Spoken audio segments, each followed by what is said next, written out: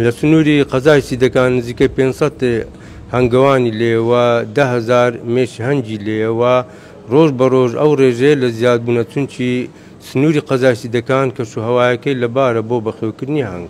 حکوومەتی هەرێمی کوردستان بە مەبەستی هاوکاری جوتیاران و هەنگەوان هەر ساوە بەدابینکردنی هەندێک کەلوپەل وەکو قیناع و بەدلە و دەمامک. ئێمەش وەکو بەشی کشتتوکار سیدەکان هەرساین بەدابەشکردنی ئەم کەلوپەلانە بەسەر جوتیاران و هەنگەوانان. ئەو کەلوپەلانەی کە بۆمان دابین کراوە کە بەسەر هەنگەوانان و جوتیان دابەش بکەین پێکاتوە لە 450 بەدلە و 324 قیناع و لەگەڵ 6,000 دەمامک.